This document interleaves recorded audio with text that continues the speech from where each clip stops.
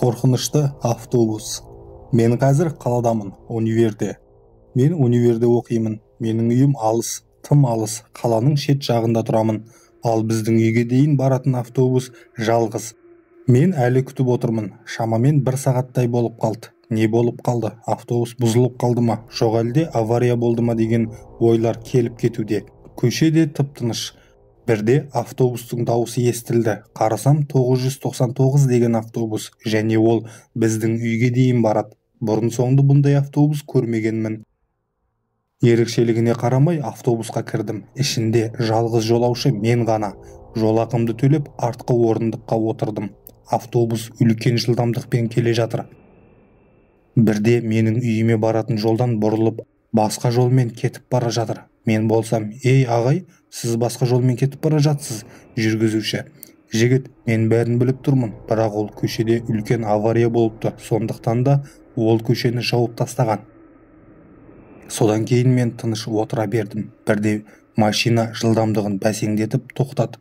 Алды жақта: "Шешес, бұзылмайтын кезде бұзылды. Інім, сен отыра бер, мен қазір тез жөндеймін" деп есікті ашып кетіп қалды. Мен отырдым. Тездеген адам әлі жоқ. Әлі тып-тыныш. Мен шыдай алмай: "Аға, сізге көмек керек пе?" деп айттым. Автобустың іші терең тыныштыққа айналып кеткен. Мен ашық тұрған есікке қарай бардым. Автобустың алды, яғни капоты ашық тұр. Сыртқа шықтым. Табиғаттың өзі мені қорқытып жатыр. Тылсым күштер мені қорқынышқа итермелеп жатыр. Ай жап-жарық, бұрынғыдай емес, бірақ одан да ерекше. Мен әлгі жүргізуші алдында деп ойлап: "Ей аға, сіз осындасыз ба? Сізге көмек керек пе? Мен машинаның тілін жақсы ұғамын" деп айттым. Бірақ үнсіздік. Мен қорқып жолға қарадым. Ойладым, осы жол мені үйіме не қалаға шығарады деп. Сол жолмен жүре бастадым. Алдымнан қараңғы бір қорқынышты үй шықты. Су ішіп алайын деп ішіне кіргім келді. Есігін тақылдаттым, бірақ ешкім есікті ашпады. Есік ашық болған соң итеріп ішке қарай ендім. "Әрі қарай жүрме, тоқта" деп шыңғырған дауыс менің жүрегімді сілкіді. Мен ол жерде бір сәтте шыдай алмай далаға жүгіріп шықтым. Автобустың дауысы шығып жатыр, яғни сигналы. Мен не істерімді білмей қалдым. Бекер міндім бұл автобусқа деп өкініп, өз-өзіме ренжіп, автобустағы кім екенін анықтағым келді. Автобусқа қарай жүрдім. Автобустың есігіне келіп, ұялы телефонымның жарығын рөлге қарай түсірдім.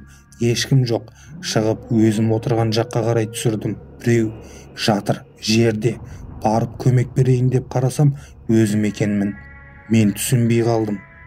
Сол кезде жерде жатқан кішкентай қағазды көрдім.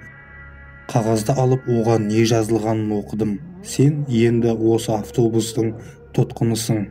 Өзіңе алмастыратын адам тастап кетпегенше" деп жазып қойған екен. Әңгіменің соңы. Каналыма тіркеліп, лайк басып, комментарий жаза отырыңыздар. Егер бастарыңыздан осындай қорқынышты оқиғалар өткен болса, комментарийге қалдырыңыздар. Келесі шығарылымдарда жариялайтын боламыз.